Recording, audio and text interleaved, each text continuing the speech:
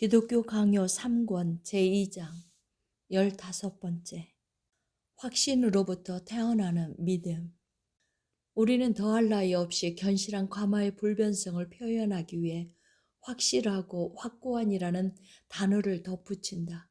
실로 믿음은 의심스럽고 가변적인 의견이나 모호하고 혼란스러운 개념 모두에 만족하지 않는다. 더 나아가 믿음은 더욱 완전하고 요동치 않은 확실성을 요구한다.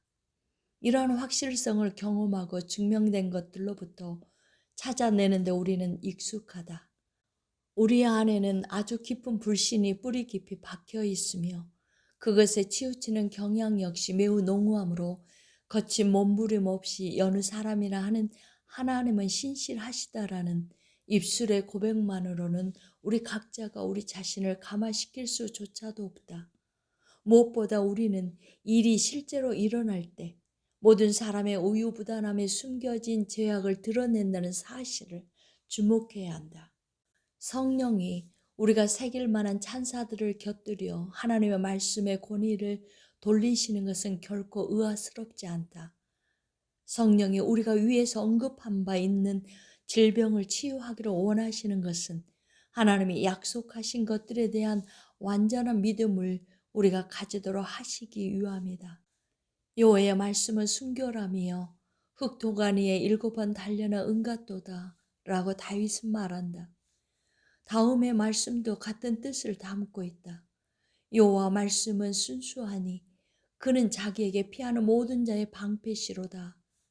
솔로몬의 이와 거의 동일하게 하나님의 말씀은 다 순전하며 라고 노래함으로써 다름 아닌 이런 생각을 확정하고 있다.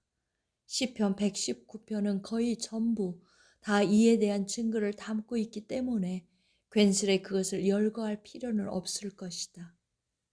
분명 하나님은 자기의 말씀을 우리에게 권하실 때마다 우리의 불신앙을 넌지시 나무라시는데 오직 우리 마음에 뿌리 깊이 박힌 사악한 의심을 뽑아내고자 하는 의도에서 그렇게 하신다. 부연하면 하나님의 자비를 심히 누리면서도 그것으로부터 거의 아무런 위로도 받지 못하는 아주 많은 사람들이 있다. 하나님의 관용에 대한 더할 나위 없이 깊은 감화가 그들 자신 속에 있어 보이기는 하나 끝내 그들은 그것을 아주 협착한 한계에 가두고 말기 때문에 하나님이 그들 자신에게 자비를 베푸시는 분이 되실 것이라는 사실을 의심하는 동시에 가련한 염려 스스로를 위축시키고 만다. 왜냐하면 실로 크고 부유한 하나님의 관용이 많은 사람들에게 부어져 그들 모두가 그것을 사용할 수 있도록 준비되어 있다는 점에 대한 숙고가 그들 가운데는 없진 않으나 그들이 그것에 이를 것인지에 대한 믿음도 없기 때문이다. 이러한 사유는 중간에 멈추고 마는 말하자면 단지 반쪽에 불과한 것이다.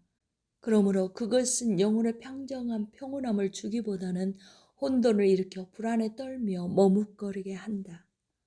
그러나 이런 머뭇거림은 성경에서 언제나 믿음에 돌려지는 확신이라는 의식과 매우 다르다.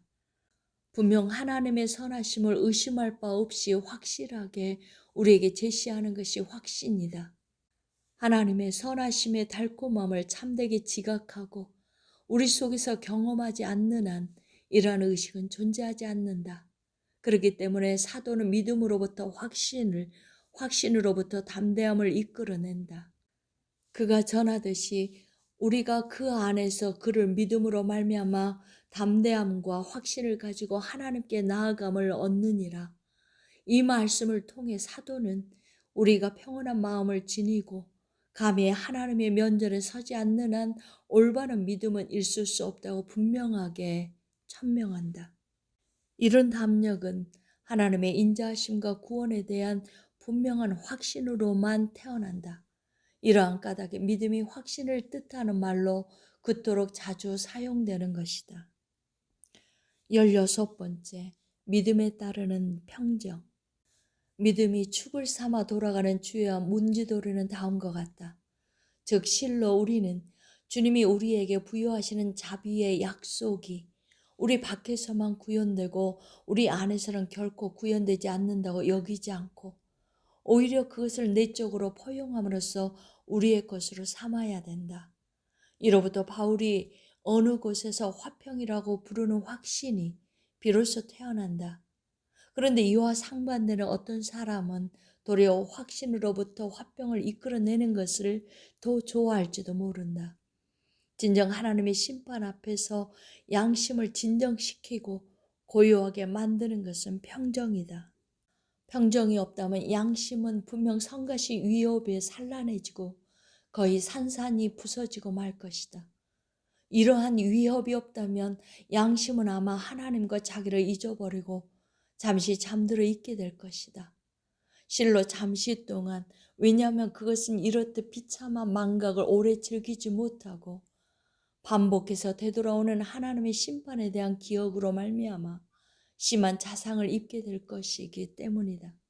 요컨대 하나님이 우리에 대해서 관대하시며 인자하신 하나님이시고 그의 후하심에 따라서 모든 것을 우리에게 약속하시는 분이시라는 사실에 대한 견고한 확신 가운데서 하나님이 우리를 향하여 베푸실 자애에 대한 약속을 의지하고 구원에 대한 의심할 바 없는 기대를 품고 있는 자만이 진정한 신자이다. 다음 말씀으로서 사도가 증언하듯이 만약 우리가 확신과 소망의 영광을 끝까지 견고히 잡고 있으면 그러하다. 그러므로 천국의 기업을 담대히 자랑하는 사람이 아니라면 아무도 주를 제대로 소망하고 있다고 여겨지지 않는다. 내가 말하고자 하는 말은 자기의 구원을 확실하는 평정이 넘쳐 마귀와 죽음을 담대히 물리치는 사람 외에는 그 누구도 신자일 수 없다는 것이다. 마치 우리가 다음과 같은 바울의 그 유명한 결을 통해 배우듯이 말이다. 내가 확신하노니 사망이나 생명이나 천사들이나 권세자들이나 능력이나 현재 일이나 장래 일이나 우리를 그리스도 예수 안에 우리를 감싸는 하나님의 사랑에서 끊을 수 없으리라. 이와 동일한 방식으로 사도는 우리가 부름을 받은 영원한 기업에 대한 소망을 분별하지 못한다면 우리 마음의 눈은 제대로 빛이 조명되지 않고 있는 것으로 여긴다. 그리고 다른 곳에서 그는 또한 우리가 하나님의 선하심으로부터 큰 확신의 열매를 따먹을 수 없다면 우리는 그 선하심을 제대로 이해할 수 없다고 우리를 가르쳐 경계시킨다. 17번째, 연약함 가운데서의 믿음. 그러나 어떤 사람은 다음과 같이 말할 것이다.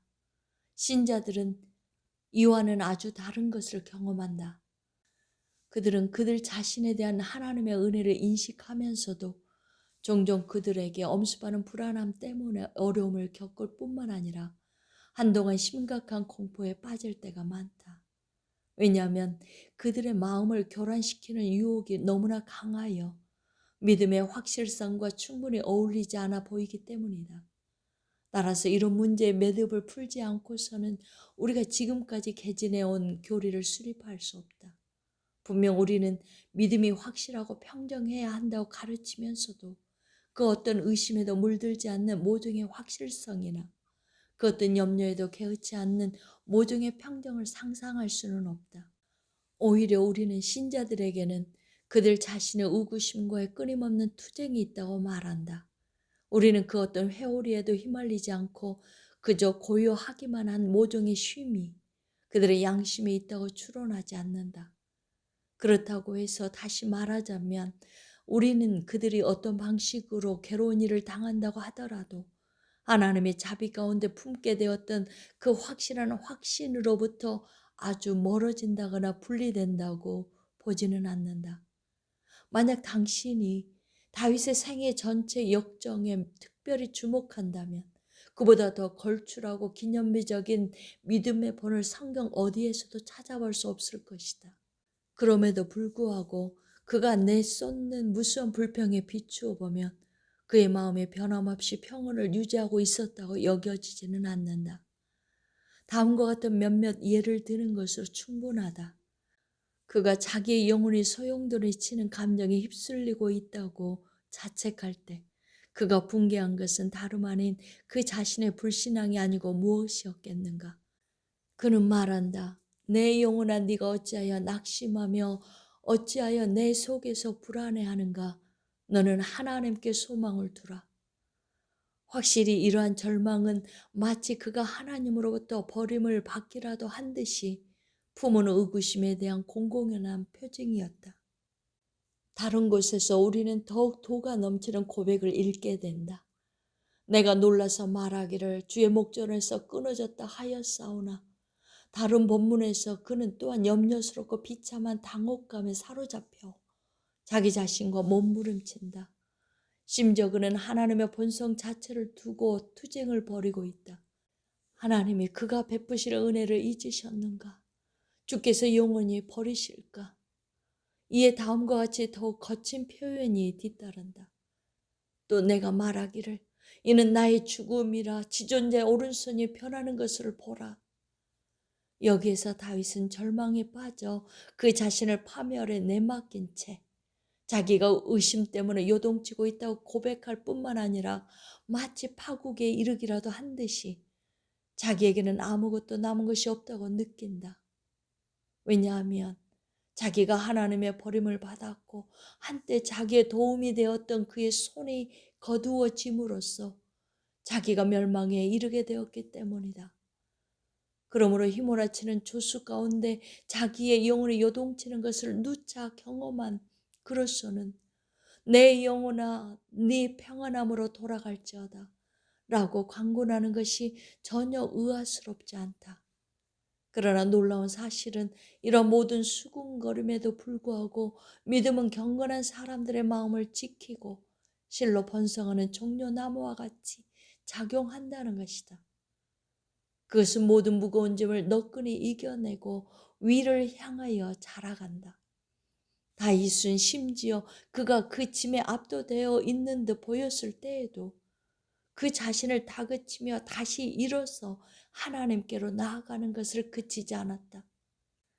그는 자기의 연약함에 몸부림치면서도 엄습하는 어떤 염려에도 굴하지 아니하는 믿음에 이루고자 애썼다. 이러한 애씀 자체가 크게 보면 이미 승리였다. 우리는 다음 본문과 이와 유사한 다른 여러 말씀을 통하여 이를 추론할 수 있을 것이다. 너는 여호와를 기다릴지어다. 강하고 담대하며 여호와를 기다릴지어다. 여기에서 다윗은 자기의 소심함을 책망하고 있다. 그는 동일한 말을 2번 되뇌이면서 자기가 자주 동요하기 쉬움을 고백하고 있다. 그런데 그는 이러한 연약함으로 말미암아 자기에게 실망하는 데 그치지 않고 열의를 갖고 애써 그것을 고치고자 한다. 만약 우리가 다윗의 경우를 더욱 상세하고 엄밀하게 파악하고 그와 아하스를 비교해 본다면 그 둘 사이에 뚜렷한 큰 차이가 있음을 발견하게 될 것이다. 이사야는 이 사악하고 위선적인 왕의 근심을 치유할 방책으로 보냄을 받았다. 이사야는 아하스에게 다음과 같이 공언한다. 너는 삼가며 조용하라. 두려워하지 말라. 이를 듣고 아하스는 무엇을 하였는가? 앞에서 말씀된 바와 같이 그의 마음은 숲의 나무들이 바람에 흔들리듯이 요동쳤다. 이러한 바 그는 약속을 듣고서도 여전히 그치지 않고 심히 두려워 떨었다. 여기에 신심이 없음에 대하여 마땅히 치러야 하는 값과 형벌이 있으니 다름 아닌 너무 무서워 떨므로 하나님을 등지는 것, 곧 믿음이 없어 하나님을 향하여 자기의 문을 열지 않는 것이다. 그러나 이와는 반대로 신자들은 유혹의 하중에 꺾이고 억눌리게 되어 어려움과 난관이 없지 않은 경우에도 끊임없이 다시금 일어난다. 이는 그들이 자기들의 연약함을 깨닫게 될 때 선지자가 그러했듯이 기도하기 때문이다. 진리의 말씀이 내 입에서 조금도 떠나지 말게 하소서.